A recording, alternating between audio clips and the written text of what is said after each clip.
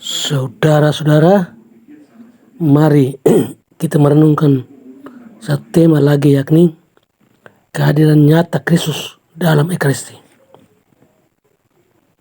Kehadiran nyata Kristus dalam Ekaristi ada istilah yang digunakan dalam teologi Kristen untuk mengungkapkan ajaran bahwa Yesus adalah benar-benar atau secara substansial hadir dalam Ekaristi atau perjamuan kudus, bukan hanya secara simbolis atau metaforis. Terdapat sejumlah pandangan berbeda dalam pemahaman tentang arti istilah realitas. Dalam konteks ini, di antara kelompok Kristen kontemporer yang menerimanya, termasuk Gereja Katolik, Gereja Ortodoks Timur, Gereja Ortodoks Oriental, Gereja dari Timur, Luteranisme, Anglikanisme, dan Metodisme. Perbedaan-perbedaan tersebut sehubungan dengan penafsiran harfiah atau figuratif dari kata-kata institusi, serta pertanyaan-pertanyaan berkaitan dengan konsep realisme dalam konteks aksiden dan substansi Platonis. Upaya-upaya untuk mencapai saling pengertian antara pelbagai keyakinan menyebabkan diadakannya perundingan pada tahun 1980 tentang baptisan, ekaristi, dan pelayanan melalui Dewan Gereja-Gereja Se-Dunia. Sejarah teologi Ekaristi sebagai salah satu cabang teologi Kristen berkembang selama periode abad pertengahan. Sebelum itu, selama periode abad pertengahan awal, perbedaan pendapat teologis utamanya berfokus pada pertanyaan-pertanyaan tentang kristologi. Perbedaan pendapat seputar pertanyaan tersebut terjadi pertama kali pada abad ke-9 setelah Karl II mengajukan pertanyaan apakah tubuh dan darah Kristus merupakan suatu misteri iman atau benar-benar hadir. Paschasius Robertus atau Ratramnus mengambil dua posisi berbeda.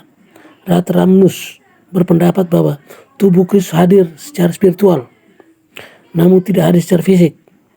Sedangkan Paschasius menekankan kehadiran sebenarnya tubuh Kristus.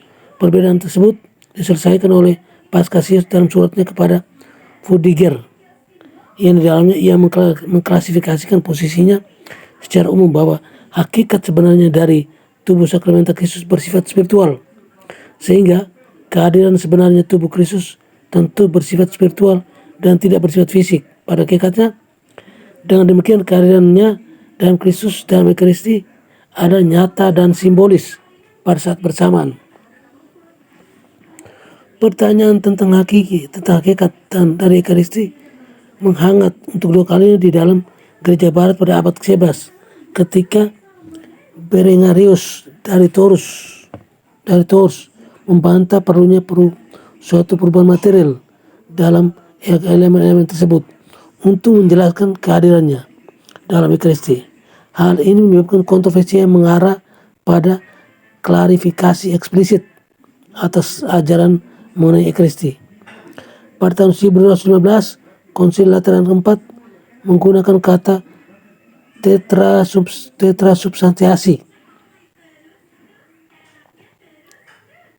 transubstansiasi dalam pernyataan iman yang dihasilkannya ketika berbicara tentang perubahan yang terjadi dalam Ekaristi. Pada abad ke-13, metafisika Aristotelian diterima dan suatu elaborasi filosofis yang bersejalan dengan metafisika tersebut dikembangkan, yang rumusannya klasiknya dapat ditemukan dalam sejarah Santo Thomas Aquinas. Skolastisisme membawa masuk teologi Kristen ke dalam istilah-istilah Aristotelianisme. Dengan demikian penting untuk difahami bahwa istilah-istilah seperti nyata dan substansi dalam kehadiran nyata dan transubstansiasi harus dimengerti dalam kerangka teori substansi Aristotelian dan bukan dalam pengertian masa kini yang mengacu pada fisik atau material. Para filsuf abad pertengahan yang menggunakan konsep-konsep Aristotelian sering membuat perbedaan dalam bentuk-bentuk yang substansial dan aksidensial. Bagi Aristoteles, suatu substansi adalah suatu objek atau benda yang individual yang dapat memiliki bentuk aksidental seperti properti-properti non-esensial. Selama periode abad pertengahan berikutnya, isu tersebut diperdebatkan dalam gereja barat dan setelah reformasi Protestan menjadi salah satu topik utama yang menyebabkan perpecahan di antara berbagai kelompok dalam Protestantisme. Doktrin Lutheran mengenai kehadiran nyata yang dikenal dengan sebutan persatuan sakramental dirumuskan dalam pengakuan iman Augsburg tahun 1530. Martin Luther secara terbuka mendukung doktrin tersebut, menerbitkan sakramen tubuh dan darah Kristus melawan kaum fanatik pada tahun 1526. Dengan demikian, perpecahan teologis utama dalam isu ini beralih menjadi bukan antara Katolisisme dengan Protestantisme, tetapi dalam Protestantisme sendiri, khususnya antara Martin Luther dan Zwingli yang membahas isu ini di musyawarah Marburg pada tahun 1529, namun gagal mencapai kesepakatan. Pandangan Zwingli kelak dikaitkan dengan istilah memorialisme yang membukakan suatu pemahaman tentang perjamuan kudus yang diselenggarakan semata-mata sebagai peringatan akan Kristus. Hal ini secara akurat mendeskripsikan posisi kalangan Anabaptis dan tradisi turunannya. Namun John Riggs mengatakan bahwa ini bukan posisi yang dianut Zwingli. Menurutnya, Zwingli menegaskan bahwa Kristus adalah benar-benar secara substansi, kendati bukan secara fisik, hadir dalam sakramen tersebut. Konsili Trente yang diadakan pada tahun 1545 sampai 1563 sebagai reaksi terhadap reformasi Protestan dan memperkasa kontra reformasi Katolik menyatakan pandangan tentang kehadiran nyata sebagai perubahan keseluruhan substansi roh menjadi tubuh, keseluruhan substansi anggur menjadi darah, dan yang penampilannya saja yang tetap, suatu perubahan yang paling tepat. Gereja Katolik transubstansiasi. Gereja Timur baru terlibat dalam isu ini pada abad 17. Menghangat isu ini dimulai pada tahun 1629 ketika Silly Rucelaris menolak doktrin transubstansiasi. Penggunaan istilah yang diterjemahkan ke dalam bahasa Yunani, metosis, untuk konsep tersebut.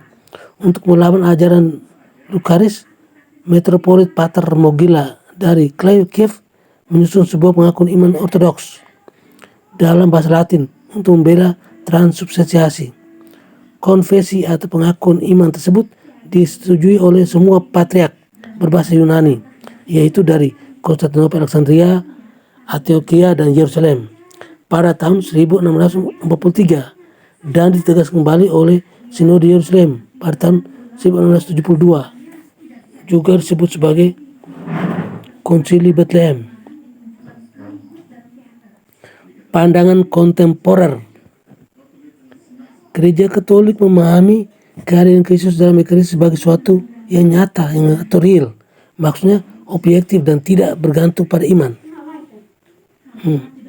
Gereja Katolik memahami bahwa kehadiran Kristus yang nyata dan objektif terjadi karena perubahan substansi roti dan anggur menjadi substansi tubuh dan darah Kristus tanpa perubahan penampilan, warna, properti aksidental atau bentuk dari roti dan anggur, termasuk pula misalnya nilai nutrisinya.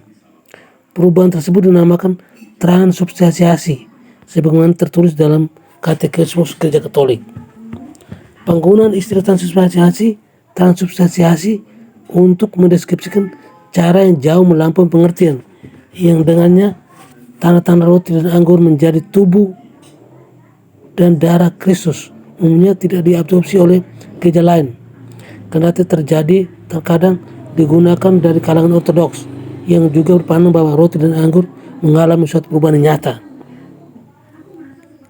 Salah satu himne dari gereja Ave Verum Corpus menyapa Kristus dalam Ekaristi dengan ungkapan dalam terjemahan bebas bahasa Latin aslinya, salam tubuh sejati lahir dari peranan Maria yang benar-benar menderita dikurbankan di kayu salib untuk umat manusia.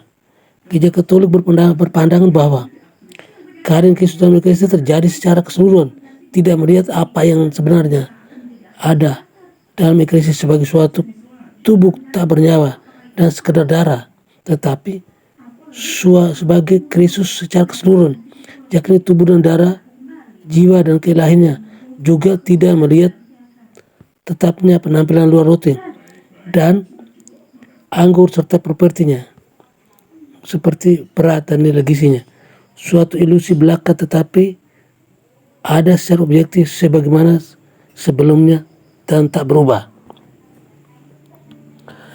Dalam pandangan gereja Katolik, kehadiran Kristus dalam Ekaristi suatu tatanan yang berbeda dari kehadiran Kristus dalam sakramen-sakramen lain.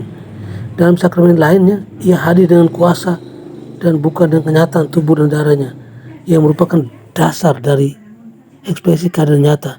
Oleh karena itu, gereja menganggap bahwa mereka yang berpendapat bahwa elemen-elemen dari Ekaristi dalam kenyataan objektifnya tetap tidak berubah, bukan meyakini kehadiran nyata Kristus dalam sakramen kudus ini, tetapi meyakini suatu kehadiran yang sekedar bersifat pribadi pada diri penerima komuni, apapun nama yang digunakan untuk mendeskripsikannya.